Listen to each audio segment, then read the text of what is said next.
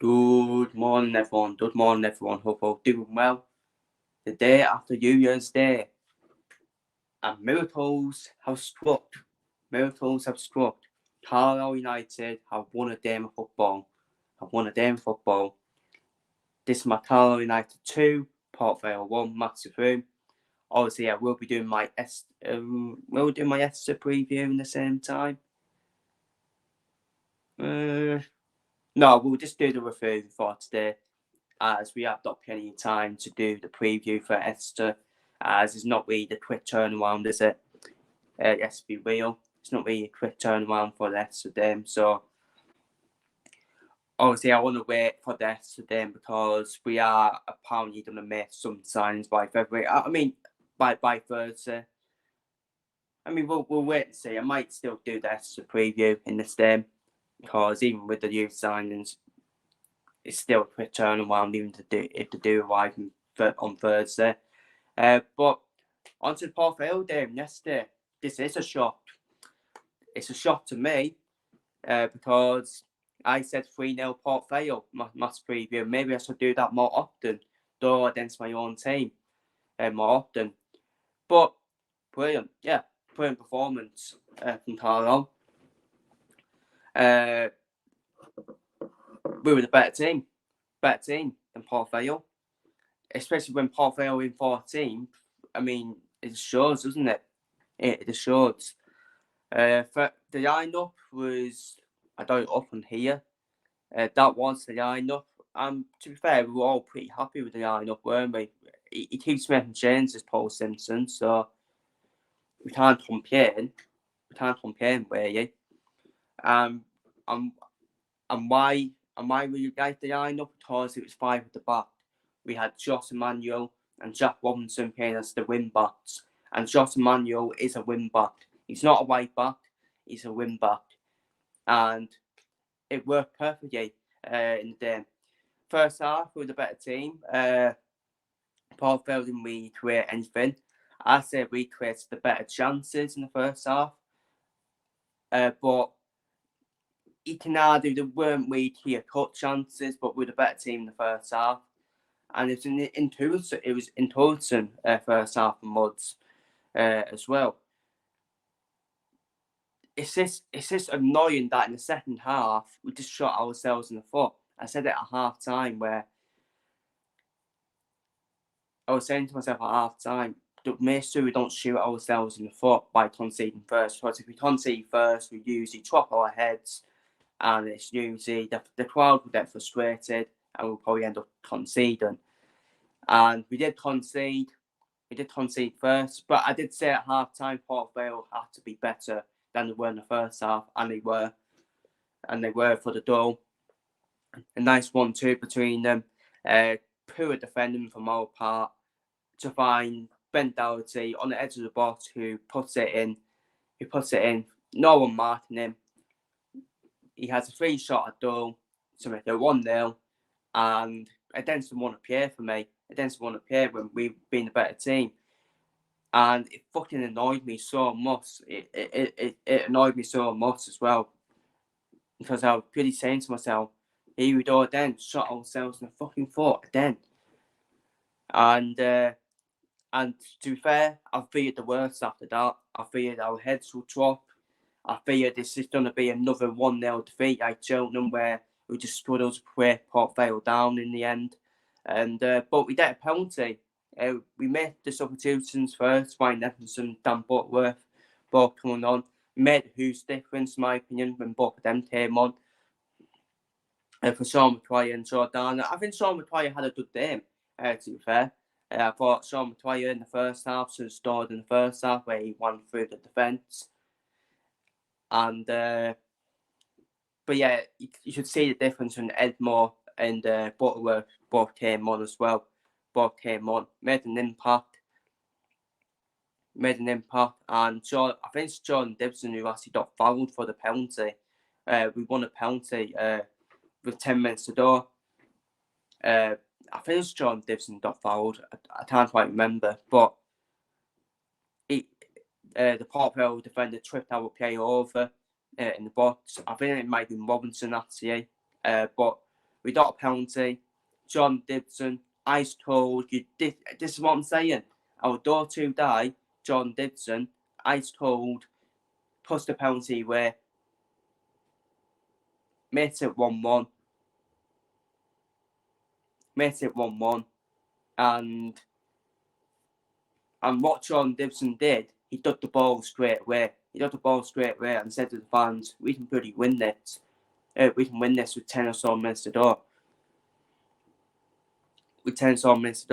And we did exactly that in dramatic fashion, in added time. My man, John Mayers with a thumping header, free header he should be scoring because he got a free header. 2-1 to win it in added time. The whole place erupts as well. And we did the win. We did a massive win for us. A massive win, which moves us up to, I think it's 22nd. Let me have a look. Yes, it is. It's 22nd in the league. And all of a sudden, people, look at that. All of a sudden, we win that game, and all of a sudden, we're 3 points off safety. Massive turning point. And this weekend, we play Exeter, who are above us. And if we win against Exeter,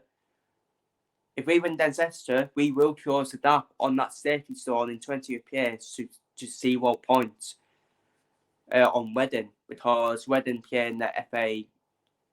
I think do Reading play in the FA Cup? I don't know. I can't quite remember if Reading play in the FA Cup or not, but I just know Reading aren't playing this weekend because I think their game's got postponed because the team they're playing obviously playing the FA Cup. Oh yeah, Reading won the FA Cup, had they? They got knocked out, I think, by ECA. But I think their game got postponed anyways, Reading this weekend for, I think the opposition they're playing. I don't know who they're playing, who was supposed to be playing this weekend, but I think it got postponed. So it's a massive opportunity for us to try and win at Exeter. We need to back this up, though. We can't just settle for a point at Exeter away from home. I don't think the point will be bad away at Exeter, but we need to win. Win at Exeter, you close at that to see what points on the safety zone, and now it's all to play for after that. And this builds the confidence as well if we try and get back-to-back wins as well. Where Exeter, I think Newcastle would make his debut. Where Exeter as well, our youth signing from Howard. The proven goal scorer for Howard in League 2.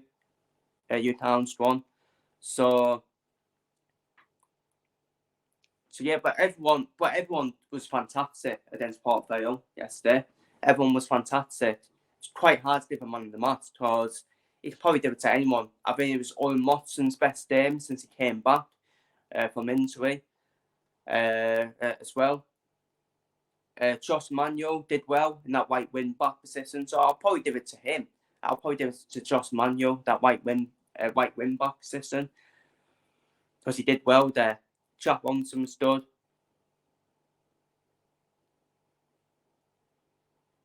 At left wing back as well, so maybe Jack Allen will be top permanently, because at the moment I would definitely still stick with the same lineup. But that's the game. We won the game, trying to get momentum with the team. So we will go on to the Exeter game now. Exeter away, which will be on Saturday. 6-pointer, isn't it? It's a 6-pointer. So far, we haven't won these 6-pointers at all. But it just feels we've got confidence, haven't we, on the back of the win now. Got confidence on the back of the win. It's a winnable game, in my opinion, where Exeter. I don't think Exeter are all that for me. I think Exeter at the Derby zone, where decent zone. They did score goals at Reading, but Reading do concede goals. They score goals with the concede goals, Reading. But Reading obviously score goals, which will probably keep Reading up, in my opinion. And if we look at the league table as well, we can definitely close that, not just on Reading, on the teams above as well. The guys of Cambridge and Burton. Definitely Burton for me. I think we can try and track Burton down as well. I think Cambridge will be still all right, in my opinion, under Neil Harris. I mean, Neil Harris will be in the transfer window in January. And I think that's a good appointment for Cambridge. Neil Harris replacing Matt Bonner as well. So I think Reading will be fine. A bit like Wigan, I think Reading will be fine despite the points deduction. So I think you're looking at Burton, where you're trying to trot down into the relegation zone for me. I think it's out of 5 teams. It's out of 5 teams for me to try and stay up for that one position. I think it's between us, Cheltenham, Fleetwood, Exeter, and Burton. In my personal opinion, unless Reading continue to have problems at the top of the club, then they could be tried into it.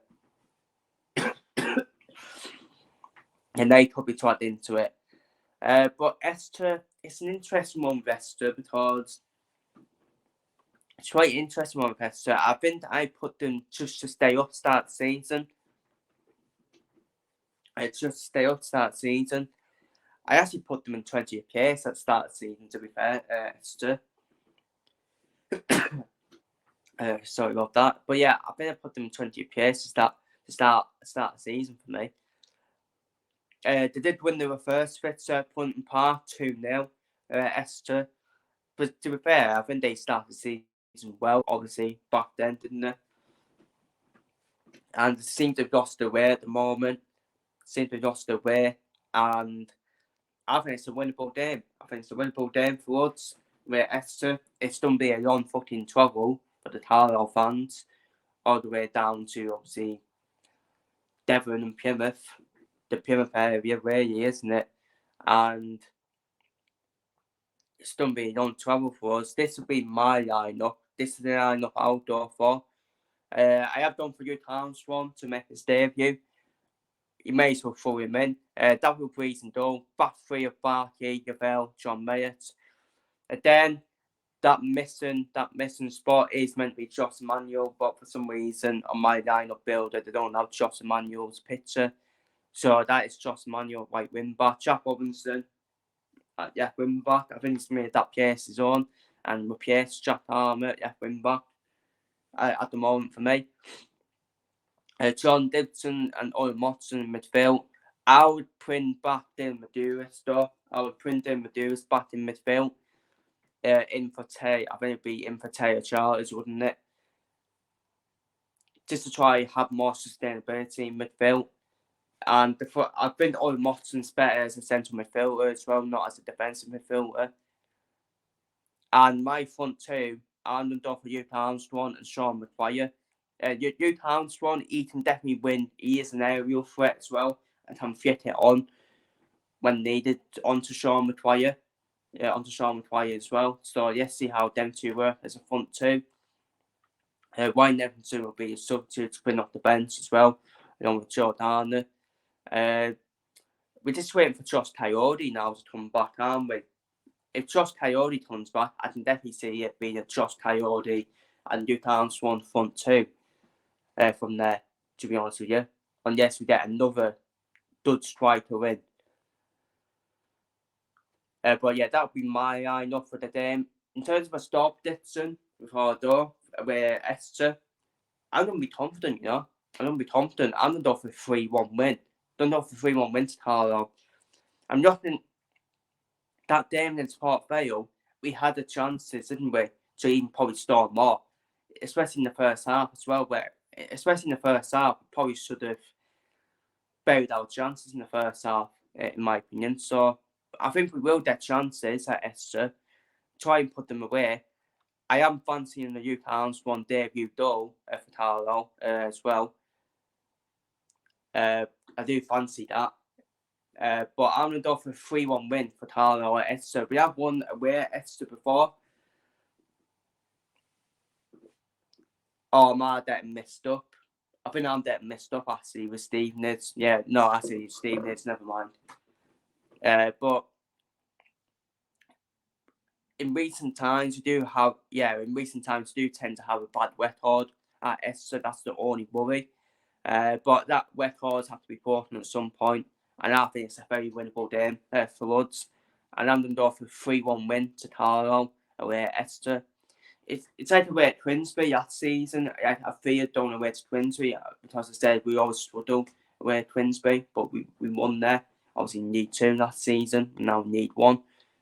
And but I'm going for 3-1 win at Carlisle. I just think that win should give us a boost of confidence at the moment. And we do think that. So I'm going 3-1 win to Carlisle, and I'm fancying a Newcastle one debut goal. So feel free to leave your thoughts down below on the portfolio down below, and on the Exeter down below in the comments. Can the Pews, can the Tumbians make it back-to-back wins? And close the gap on the way Jason zone to see what points, or on the safety zone to see what points. Feel free to leave your thoughts down below in the comments. Take care, stay safe, so yeah, up to Tumbians, Simos Army, #on the North, come on the lads.